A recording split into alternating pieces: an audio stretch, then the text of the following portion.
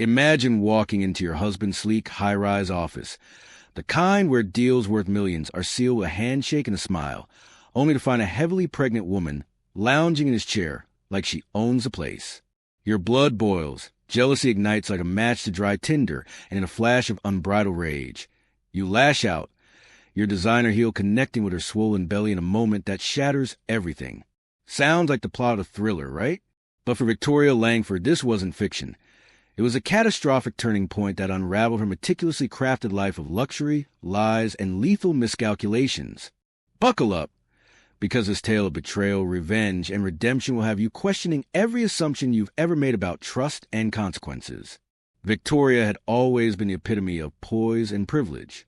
Born into old money in the glittering heart of Manhattan, she married Alexander Hargrove not just for love, but for the empire he commanded, a sprawling tech conglomerate that turned innovative algorithms into fortunes overnight. Their penthouse overlooked Central Park. Their weekends were spent jetting to Monaco or the Maldives, and Victoria's days revolved around charity galas, Pilates sessions, and ensuring her Instagram feed screamed perfect couple goals. But beneath the veneer of marital bliss, cracks had begun to form. Alexander's late nights at the office had stretched into absences that no amount of excuses could justify. Whispers from mutual friends hinted at indiscretions, and Victoria's intuition screamed that another woman was in the picture. It started innocently enough. A forgotten phone left on the kitchen counter, buzzing with a cryptic message. "Can't wait to see you tonight. The baby's kicking like crazy." Victoria's heart plummeted. She hacked into his emails, a skill she'd picked up from a shady private investigator years ago, and found reservations for a private dinner, receipts for prenatal vitamins, and even a sonogram image tucked away in a hidden folder. Fury built like a storm, but she played it cool, biding her time. Then came the day she decided to confront him, dressed in her sharpest power suit, a crimson blazer that matched her lipstick. She stormed into Hargrove Tech's executive floor, bypassing the receptionist with a wave of her diamond-encrusted hand. The office was a testament to Alexander's success. Floor-to-ceiling windows framing the city skyline, minimalist furniture that cost more than most people's annual salaries, and a wall of awards gleaming under recessed lighting. But there, behind his massive oak desk, sat not her husband, but a woman Victoria had never seen before. She was stunning, long auburn hair cascading over her shoulders, a maternity dress hugging her 8-month belly, and a serene smile as she typed away on Alexander's laptop. "Who the hell are you?" Victoria demanded, her voice echoing like thunder. The woman looked up unfazed. "I'm Elena, and you must be Victoria. Alex has told me so much about you." The familiarity in her tone was like gasoline on Victoria's fire. Alex? Only she called him that. In that instant, every suspicion crystallized. This was a mistress, the homewrecker carrying her husband's child. Without a second thought, Victoria lunged forward, her stiletto-clad foot swinging in a vicious arc. The kick landed square on Elena's abdomen, eliciting a gasp of pain that pierced the air. Elena doubled over, clutching her stomach, her face contorting in agony. Security burst in moments later, summoned by the commotion, but the damage was done. Alexander arrived shortly after, his face a mask of horror as he rushed to Elena's side. "What have you done?" he roared, his eyes blazing with a fury Victoria had never seen. Paramedics were called, and as Elena was wheeled out on a stretcher, whispering assurances that the baby was still moving, Victoria stood there, defiant yet trembling. She expected vindication, proof of his affair laid bare. But as the police arrived and handcuffs clicked around her wrist for assault, the truth began to unravel in ways she could never have anticipated. It turned out Elena wasn't just any woman. She was Alexander's half-sister, a secret he'd kept buried for years to protect her from their family's toxic legacy. Abandoned by their shared father, Elena had reconnected with Alexander only recently, seeking his help to escape an abusive ex. The baby messages?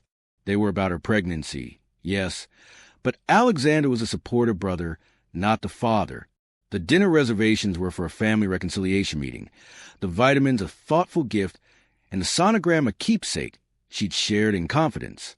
Victoria's jealousy had blinded her to the clues, the lack of romantic undertones, the sibling-like banter in emails she'd skimmed too hastily.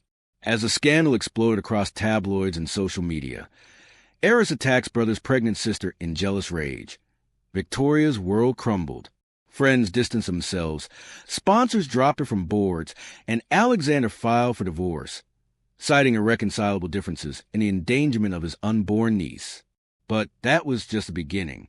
Elena, far from the fragile victim she appeared, was a force of her own, a brilliant cybersecurity expert who built her own quiet empire in the shadows. Humiliated and hurting, she didn't press charges lightly. Instead, she launched a calculated campaign of retribution that would expose Victoria's own skeletons. Whispers turned to leaks. Victoria's past affairs during Alexander's business trips, her embezzlement from the family charity to fund lavish shopping sprees, even forged documents to secure her position in high society. Elena's hacking skills, honed over years in the tech underworld, peeled back layers of Victoria's facade with surgical precision. One by one, invitations dried up, bank accounts froze under investigation, and the penthouse was put on the market. Victoria found herself isolated in a rented studio apartment, scrolling through hate comments on her now-defunct influencer page, wondering how one impulsive act had led to this abyss. Yet, as the months dragged on, a flicker of something new stirred within her. Regret, perhaps, or the seeds of self-reflection. She reached out to Elena in a desperate email, begging for forgiveness, but the response was chilling. "You kicked more than my belly that day. You kicked open the door to your own downfall. But maybe, just maybe, this is your chance to rebuild." Victoria stared at the screen, tears streaming down her face, realizing that the biggest mistake wasn't the kick itself, but the years of unchecked entitlement that had led her there. Little did she know, Elena had one final twist in store, a revelation about Alexander's family that would force Victoria to confront not just her actions, but the very foundation of her marriage. As she sat in the dim light of her new reality, plotting her next move, the phone rang, an unknown number with a voice from the past that would change everything once more. The phone rang again, insistent and sharp in the silence of her cramped studio apartment. Victoria hesitated, her manicured fingers, now chipped from weeks of neglect, hovering over the screen. Unknown number. She almost let it go to voicemail, but something compelled her to answer. "Hello? Victoria Langford?" The voice was male, cultured, with a faint accent she couldn't place. Eastern European, perhaps. "We need to talk. About Alexander." And Elena, her pulse quickened. Who is this? A friend. Or rather, someone who was owed a debt by your soon-to-be ex-husband. "Meet me tomorrow at the cafe on Bleecker Street, the one with the red awning. Noon. Come alone." The line went dead before she could protest. That night, Victoria barely slept. The walls of her new home closed in like a coffin. The distant hum of traffic, a mocking reminder of the life she'd lost. She replayed the conversation in her mind, dissecting every syllable. Who could this man be? A business rival? A journalist digging for more dirt? Or something tied to the family revelation Elena had hinted at? By dawn, curiosity and a desperate need for answers won out. She dressed in the least wrinkled outfit she could find, a simple black sweater and jeans that felt foreign against her skin, and headed downtown. The cafe was quaint, tucked between vintage shops in Greenwich Village, filled with the aroma of fresh espresso and pastries. Victoria arrived early, claiming a corner table with a view of the door. At precisely noon, a man entered, tall, impeccably suited in charcoal gray, with salt and pepper hair and eyes that scanned the room like a predator. He spotted her immediately and approached, extending a hand. "Ms. Langford, Victor Petrov." She shook it warily. "What do you want?" He sat, ordering a black coffee in flawless English. Straight to business. "Good. I knew your husband, Alexander, through certain investments, offshore accounts, shell companies in Cyprus and the Caymans. He owed me a substantial sum, money that vanished when his empire started cracking after your little incident." Victoria's stomach twisted. She knew Alexander had shady dealings. She'd turned a blind eye for the lifestyle they afforded. But this? "I don't know anything about his finances. We're divorcing." Petrov leaned in, his voice low. "That's why I'm here. Elena isn't just his half-sister. She's a key to it all. Their father, our mutual acquaintance, wasn't the philanthropist the world believed. He built his fortune on laundering for oligarchs like me. When he died, he left clues, a trail leading to a hidden trust fund worth hundreds of millions. Alexander found it first, but he needed Elena to access it fully. Blood relation, DNA proof. Her mind reeled. You're saying Alexander reunited with her for money? Precisely. The pregnancy? Convenient timing. He planned to claim guardianship or some legal loophole, if needed. But your attack derailed everything. Made him look unstable. Drew scrutiny from authorities sniffing around his books. Now the trust is frozen and he's desperate. Victoria laughed bitterly. So I'm the villain who ruined his scam? Petrov's eyes gleamed. Not ruined, delayed. But here's the fascinating part. Elena knows. She's known all along. She's playing him, and perhaps you, for her own gain. The words hit like a second kick, this one to her gut. Elena, the victim turned avenger, wasn't innocent? Victoria sipped her cooling latte, buying time to process. Why tell me this? Because I want what's mine. And you, Ms. Langford, have motivation, revenge, redemption, whatever you call it. Help me get the trust details, and I'll ensure Alexander pays dearly, financially and legally. You walk away with enough to rebuild, perhaps even more. It was tempting, a lifeline in her drowning world. But trust a stranger spilling secrets over coffee? Proof, she demanded. I need proof. Petrov slid a flash drive across the table. Encrypted files, emails between Alexander and their father's old lawyer, coordinates to a safety deposit box in Zurich. Elena's real paternity test. Turns out, she's not just half. There's complication with the lineage.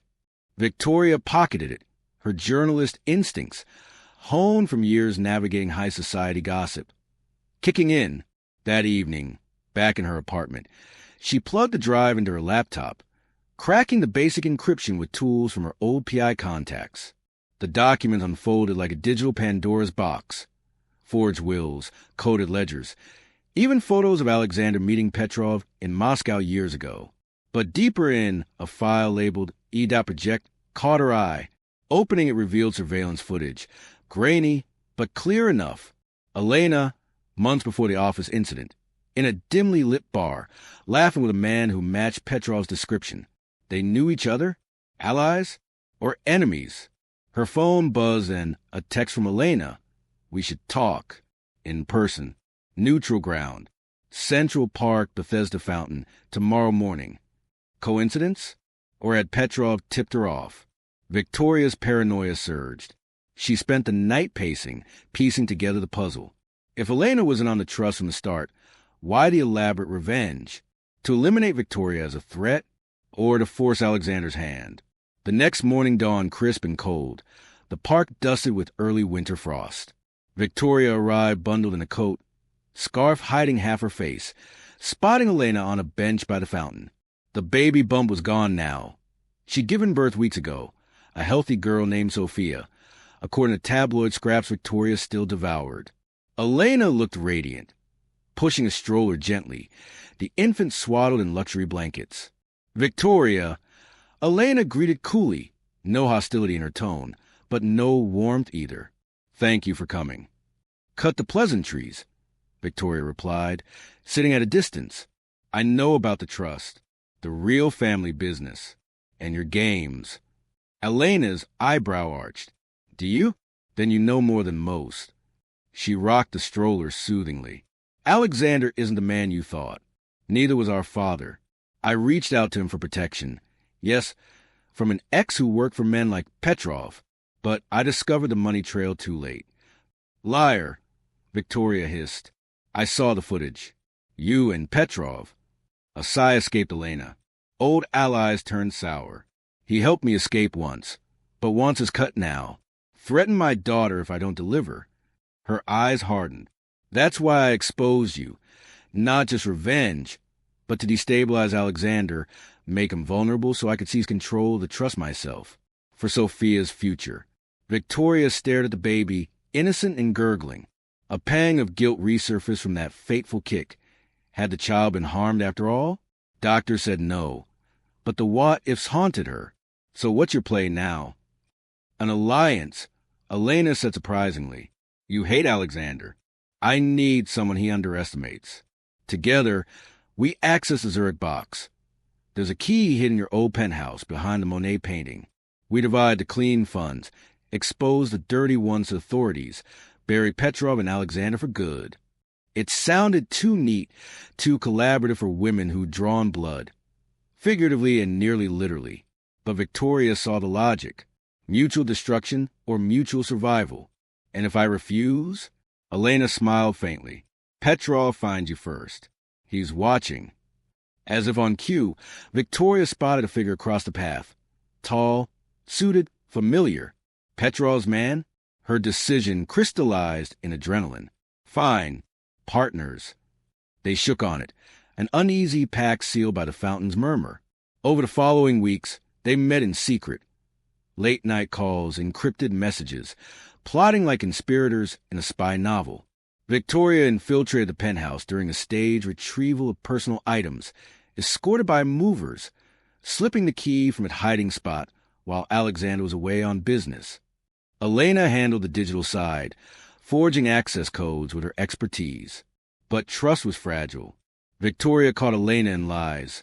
Small ones, like the baby's father, not an abusive ex, but a one-night stand with a married diplomat. Elena discovered Victoria's lingering contact with Petrov, a double-cross hedge. Tension simmered as they booked flights to Switzerland under false names. In Zurich, the bank was a fortress of discretion, marble halls echoing their footsteps. The safety deposit box yielded treasures, bearer bonds, hard drives of incriminating ledgers, even a letter from their father confessing sins and apportioning shares. Elena the majority, Alexander a pittance, Victoria nothing as collateral damage. Chaos erupted then. Alarms blared, not from them, but triggered remotely. Petrov's doing, or Alexander's? Security swarmed as the women grabbed what they could, fleeing into snowy streets with guards in pursuit. A chase ensued. Taxis, alleys, a frantic train to Geneva where Elena had a safe house. Breathless and hiding, bags of documents between them, Victoria confronted her. This ends now. No more games. Elena nodded, exhaustion etching her features. Agreed. But one more truth. The kick saved me, forced me to act, to protect Sophia from becoming another pawn. Victoria absorbed that, a twisted absolution. As sirens wailed distantly, they divided the spoils, enough for new lives, anonymous and free. Yet as Victoria prepared to vanish to Europe, a final email arrived from an anonymous source. Coordinates, a photo of Alexander in custody, Petrov too, justice, or another layer of deception. She boarded her flight, heart pounding with possibility, wondering if redemption was real or just the next illusion in a life built on them. The plane ascended, New York shrinking below, but the web of secrets stretched onward, threads pulling toward an unknown horizon where old enemies might resurface or new ones await. Months later, settled in a villa on the Amalfi Coast under a new name, Victoria received a package. No return address. Inside, a sonogram, fresh and dated, with a note in Elena's handwriting. History repeats or breaks the cycle. Your move. Her hand trembled over her own abdomen, a secret she'd only just confirmed. As the implications dawned, Alexander's final betrayal or Petrov's. The game, it seemed, was far from over, with stakes higher than ever as she faced motherhood alone, vowing not to repeat the mistakes that had cost her everything before. But deep down, the thrill of the chase lingered, whispering that perhaps this was a life she was meant for all along, shadows, schemes, and the intoxicating edge of danger. As she gazed at the sea, plotting her response, a knock echoed at the door, unannounced and ominous. The knock came again, sharper this time, 3 measured raps that cut through the salt-laden air of the Amalfi evening. Victoria's hand instinctively dropped to her belly, still flat enough to hide beneath loose linen, but alive with a secret that had been growing in silence for weeks. She crossed the terracotta floor of the villa, the sonogram from Elena folded in her pocket like a loaded weapon, and opened the door without checking the peephole. Some part of her already knew who it would be. Elena stood on the threshold, silhouetted against the dying sunset. Sophia balanced on her hip. The child was nearly a year old now, auburn curls catching the last light, eyes the exact shade of Alexander's, eyes that studied Victoria with unnerving calm. Elena herself looked different. No longer the fragile pregnant woman in the office chair, nor the calculated avenger in the park. She looked like someone who had won, quietly and completely. "You shouldn't have come here," Victoria said, voice low, though her pulse betrayed her. "I didn't come for you," Elena replied. "I came for her." She tilted her head toward Sophia. "And for the one you're carrying." Victoria's fingers tightened on the doorframe. "How long have you known?" "Since Zurich. The way you kept touching your stomach on the train. The way you refused wine in Geneva. I've been waiting for you to decide what kind of mother you want to be." The words landed like stones in still water. Victoria stepped aside, letting them in. The villa smelled of lemon trees and sea air. The windows were open to the terrace, where waves crashed far below the cliffs. Sophia toddled immediately toward the open doors, drawn to the light, while the two women faced each other across the living room like duelists who had run out of bullets but not will. Victoria felt nothing at the news, no triumph, no sorrow. Only a hollow confirmation that the man she had once loved had been a mirage all along. "And you?" she asked. "You have the trust now. Everything." Elena smiled, small and sad. "I have what was always meant for Sophia. The rest, the dirty money. I funneled anonymously to the charities you used to embezzle from. Full circle. Poetic, don't you think?" Victoria laughed once, sharp and surprised. "You really are ruthless." "No," Elena said softly. "I'm a mother. There's a difference." Silence stretched between them, filled only by Sophia's delighted babbling as she discovered a seashell on the terrace. Victoria walked to the window, watching the child crouch to examine it, chubby fingers tracing the spiral. "I thought about disappearing," Victoria admitted. "New name, new continent. Raising this baby far from all of it. But every time I tried to book the ticket, I couldn't, because I kept seeing that day in the office. Your face when my foot connected. The way you protected your stomach, even while you were falling. I've never stopped hearing that gasp." Elena moved to stand beside her. "I forgave you a long time ago. Not for your sake, for mine. Hate is heavy. I couldn't carry it and a newborn." Victoria turned to her. "Then why the sonogram? Why the note? Your move?" "Because forgiveness isn't absolution. It's an invitation. You still have to choose who you become next. I wanted to remind you that history doesn't have to repeat itself." Sophia chose that moment to waddle back inside, arms outstretched toward Victoria. Without thinking, Victoria knelt and lifted her. The child was warm, solid, smelling of baby shampoo and sunshine. Sophia patted Victoria's cheek with sticky fingers and babbled something that sounded suspiciously like "Mama." Victoria's eyes filled, unbidden. Elena watched them, expression unreadable. "She likes you. She always did, even in the womb. The doctor said the kick didn't harm her, but I think she remembers your voice. You used to scream at Alexander on the phone when he was with me. She heard you through the walls." Victoria pressed her lips to Sophia's curls, breathing her in. "I don't deserve this." "No," Elena agreed, "but neither did I deserve the life our father left me. Neither did Sophia deserve to be born into lies. Grace isn't about deserving. It's about deciding to pass it forward anyway." Night fell swiftly over the coast, stars igniting one by one above the black Mediterranean. The women sat on the terrace long after Sophia had fallen asleep in the guest room, sharing a bottle of sparkling water instead of wine.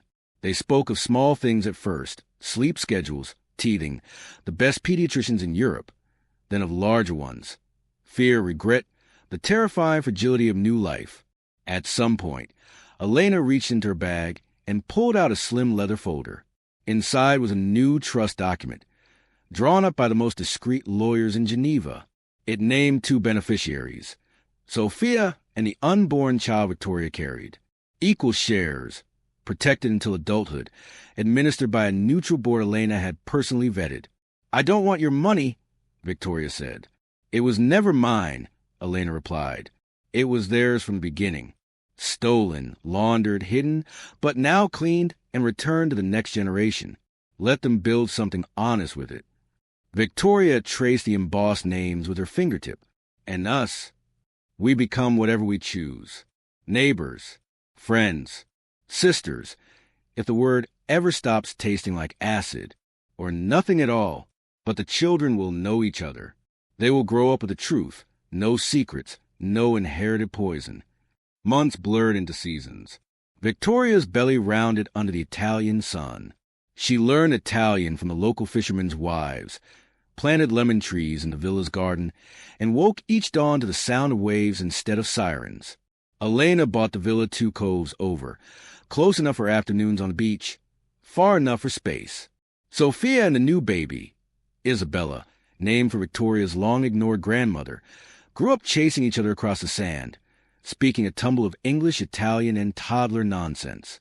Years later, when the girls were old enough to ask questions, their mothers told them the story.